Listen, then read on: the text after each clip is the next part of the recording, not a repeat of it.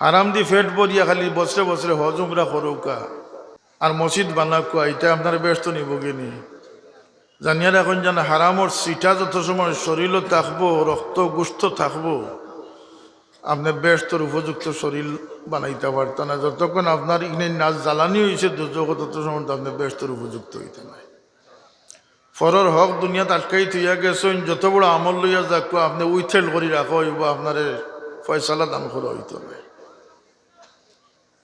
যদি আল্লাহর হাবিবর কালাম সঠিক হইয়া থাকে, আপনি উইথেল থাকবা, আপনি জন্নত পাইতা নাই।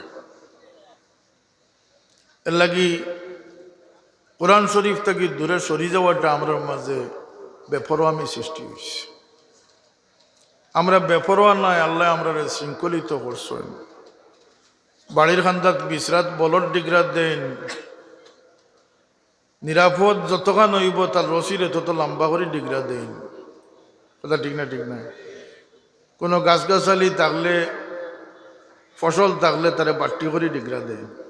ঠিক নাই? কথাটা আল্লাহ আমরা এইভাবে একটা শরীয়তর হদ নির্ধারিত করে দিয়েছেন। তোমরা খাও পিও, কুলু ওয়াশরাবু ওয়ালা তুসরিফু, অপচয় করিও না। কুলু মিন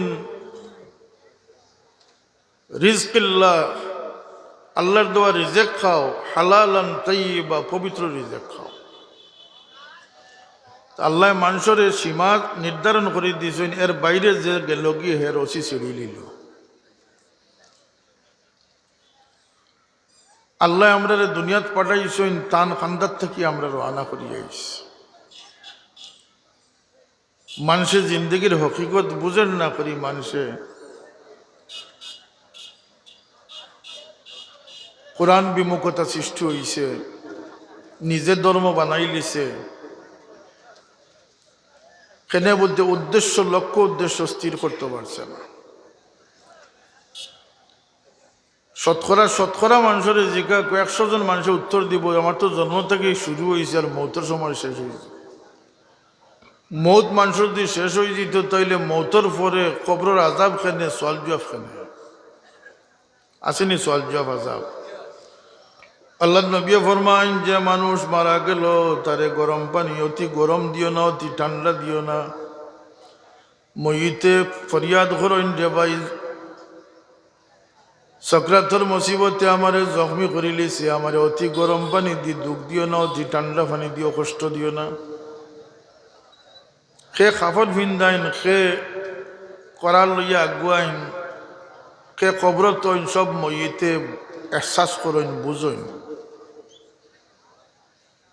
এমনকি মইতে কবরত হইয়া আল্লাহ নবী নিষেধ করছেন যে তোমরা অন্তত একটা উট জব করিয়া বাটিয়ে নেওয়া পর্যন্ত মইতরে একলা ফেলাইয়া দিও না। তোমরা যখন মাটি চাপা দিয়ে যাও, তোমরা জুতার আওয়াজ পর্যন্ত মইতর খানো গিয়া পৌঁছে। তাইলে মৌত দিয়ে আমরা জীবন শেষ নি না? মৌতর পরে আরো গা ঢকল আছে, আছে আলমে বর্জক আছে।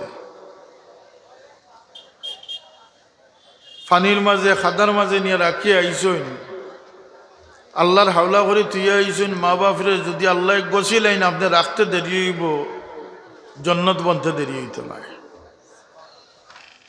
আর যদি কিছু সামসাগিরি করি নিয়ে থইন, রাখতে দেরি হইব, দুজক বনতে দেরি হইত না। আর এই কবর হইল গিয়ে কেরো লাগি বেশতর সুখ, কেরো লাগি দুজকর আজাব। সেনে বলতে বেশতর দিকে দ্বার খুলি দেওয়া হইব, বেশতর সুখ দিয়ে কবর ভরপুর করা হইব। সুবহানাল্লাহ। এই কবর ছোটর হইতো না, বহু বড় করে দেওয়া হইব।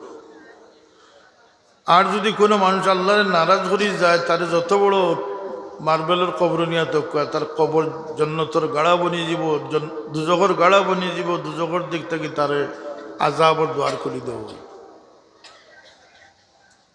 এই মানুষ কিয়ামত পর্যন্ত হয় শান্তিতে জন্নতর পরিবেশে থাকবা, আর না হয় তাই দুজকর আযাব লইয়া থাকবা। হোক নাউযুবিল্লাহ।